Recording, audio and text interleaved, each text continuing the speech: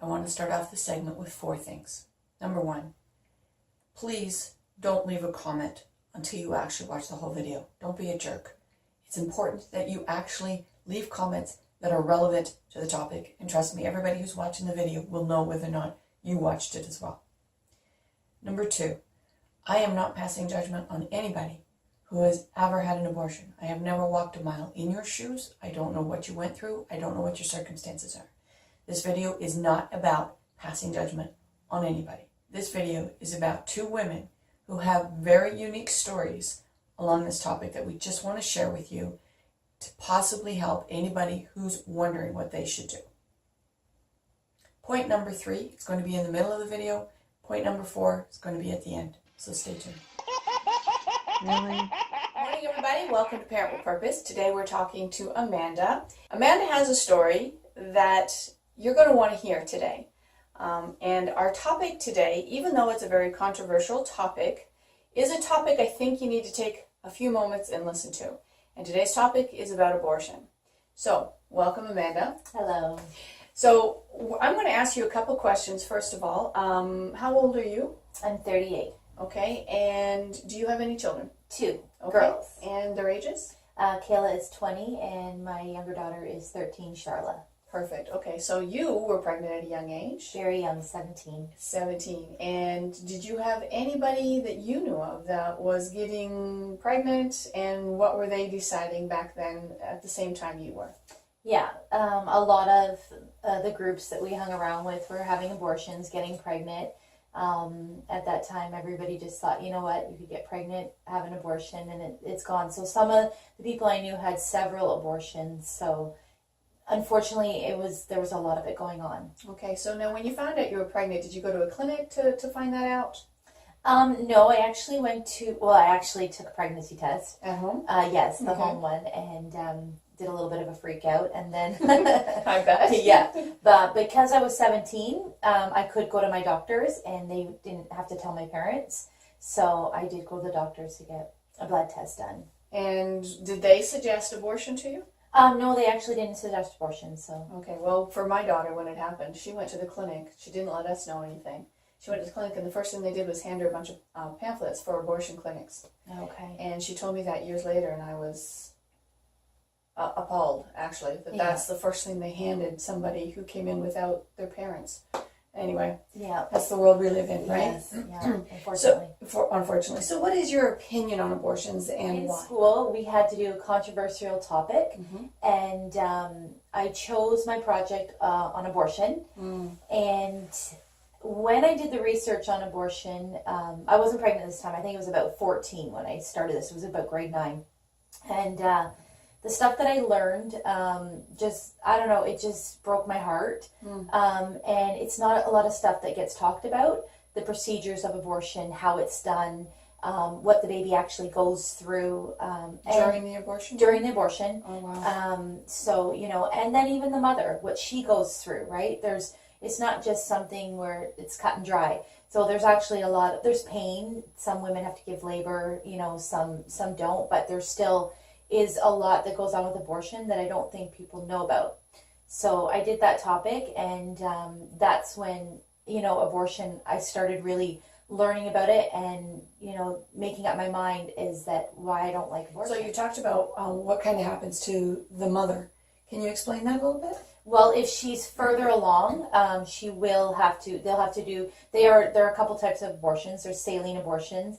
A lot of times they'll inject the mother, like a needle inside the womb, and give them digoxin to stop the baby's heart. Sometimes that always doesn't work. And then, okay, so let me stop you there for a second. Yeah. To stop the baby's heart. Yes. So the baby is alive. Always, yes. Yeah. And that's the lie, yes. right? That it's not a baby. So if it's an earlier abortion, obviously they don't do that because it's a developing baby. So they'll usually do a vacuum procedure, and they'll, vacuum, and it kind of tears the baby apart, and then they clean it out. But if it's a late term abortion, they will have to stop the baby's heart, and she will have to, give labor. Right? Because so in your studies that you were doing at the age of 14, I know that's very young for you to maybe have thought this far ahead, but Did you think about in that project at all the psychological or emotional things that happen to a mom? Yes, we did a little bit, but not a lot. So a lot of times, like the mom will suffer with depression after. Not all, everybody's different. So everybody reacts to things differently. True. Yeah. But a lot of times, they will suffer with depression or the thoughts of what if, like, some of my group that were close to me that have had abortions, years and years later, they're still thinking, what if, was it a girl? Was it a boy? You do not get to know the sex because when you have an abortion, they take the baby. So there is a lot of emotional issues after with most people. So what is your occupation, Amanda? I'm a nurse. When I was in nursing school, we had a group and they talked about, what are the topics or what are the things that you're going to stay away from in nursing. Right. So, and abortion, not stay away from the topic of it, but the actual being a part of it. So now, yeah. right. Okay. So why is this so dear to you personally? What's your story in all of this? When my mom was younger, she got into a little bit of a compromising situation, and she wasn't raped or anything like that, but she was in a situation where she got pregnant with me. The man she was with was not supposed to have kids anyway. And he didn't really want to have a baby. He was afraid of how it would affect his life because it would have affected his life greatly, right? And that's my dad, and he's a great dad. He's no longer with us. He's passed away, but he was a good dad.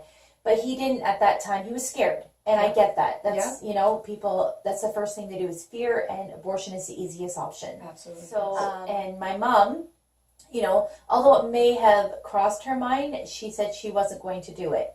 So, but there was a lot of pressure because she knew that, this would potentially change their entire lives and there would be a lot of, drama attached to me being born. And questions. And everything like that. She decided to have me. And Thankfully, yes.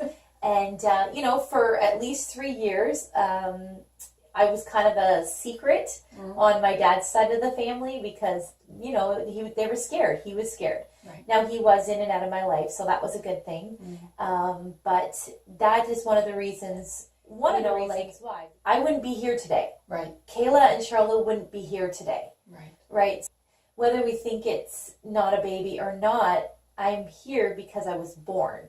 Right. Right? If I was aborted, I wouldn't be here, and neither would my family that I have now that are amazing. So it was a difficult situation, probably something that shouldn't have happened and created a lot of issues for the adults that chose not to abort you, but they got into that position, and they made a solid decision to keep you, and now there's you and the grandchildren. And that, if we take away the whole concept of even whether or not the fetus is alive or not alive, let's just take that out of the equation for the moment for those people who will argue that side. Okay. The truth of it is, you would not be We here. believe that's the moment of conception, there's life, right? Yes. But now, I don't know I'm not familiar with all the new laws, but I believe they're not considering it a baby at all. Like, you can abort up to 9 months now.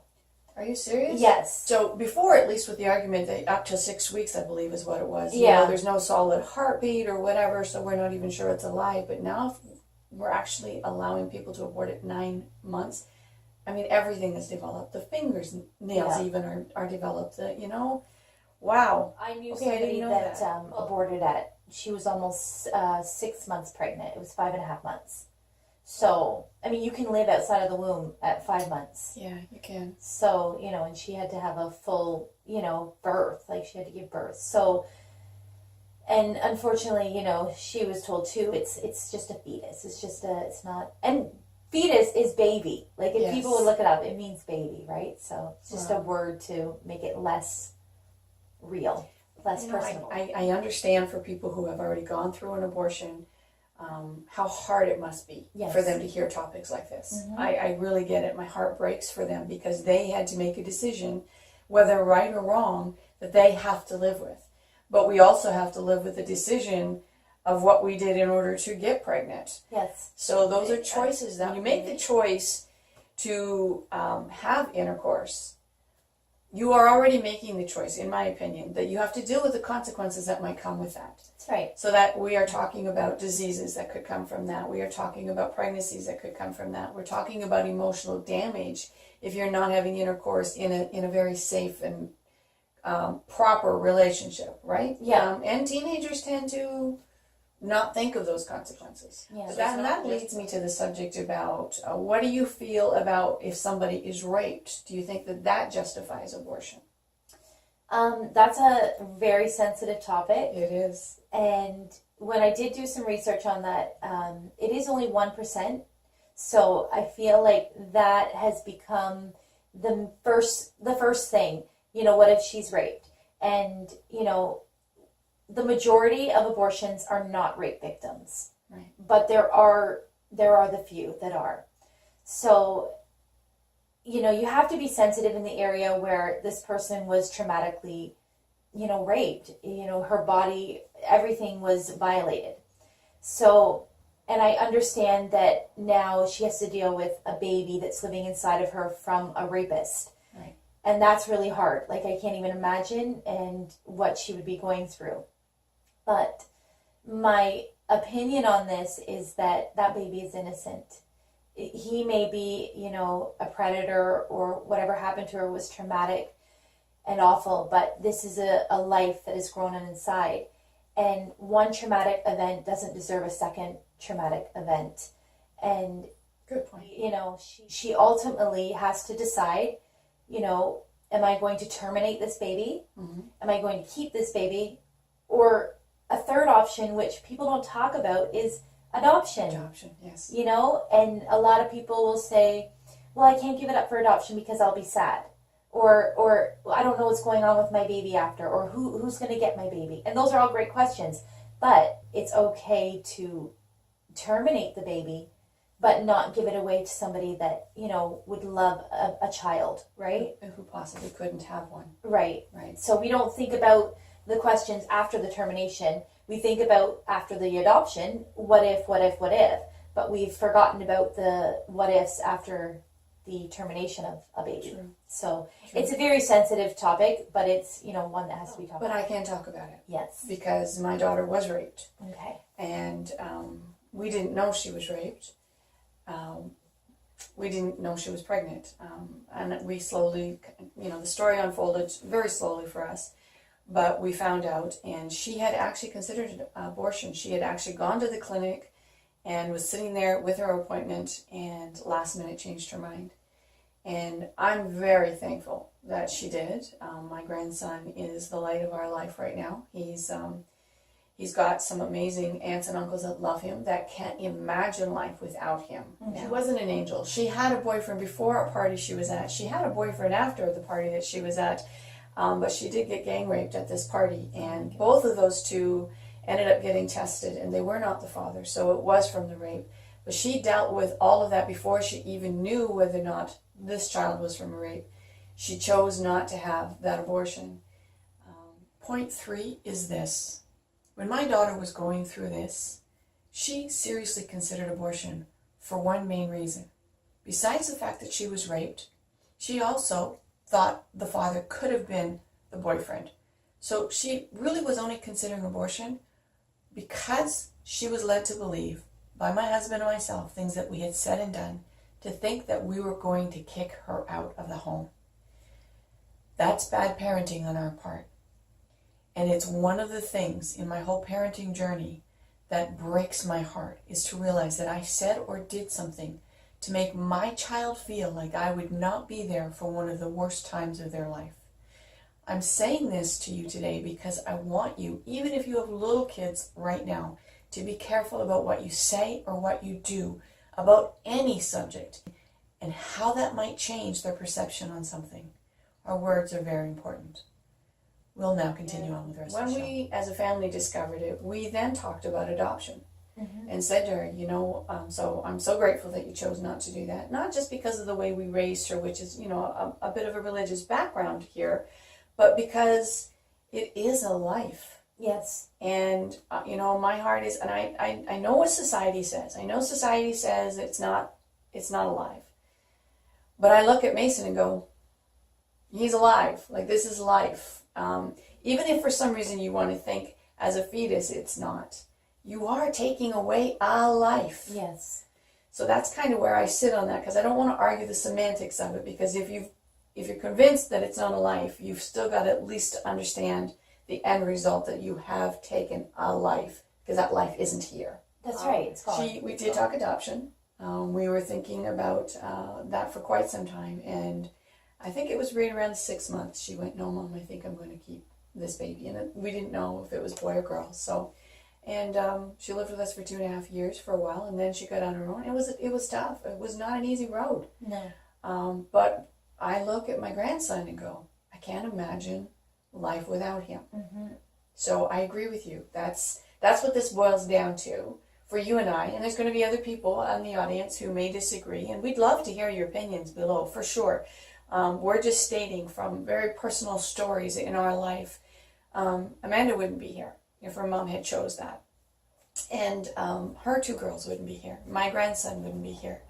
Those are lives that we can look at right today and say, because these people didn't choose abortion, there is life here today, and we are very grateful for that. So Amanda, I want to thank you.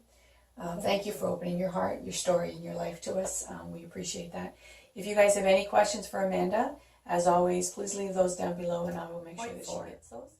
This is the one that I'm going to get a little antsy about, because this really bothers me.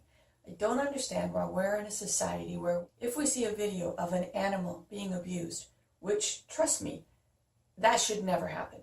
But if for some reason we can get up in arms about that, why can't we get up in arms about people taking away lives? You saw evidence that she would not have been here if her mother had decided on abortion.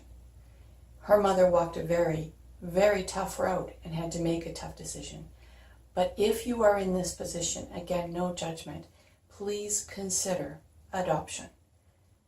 You may not be ready and willing to handle being a parent, but give this life a chance, and give some other people out there who want to be a parent so desperately the opportunity to do that. We hope you have an awesome day.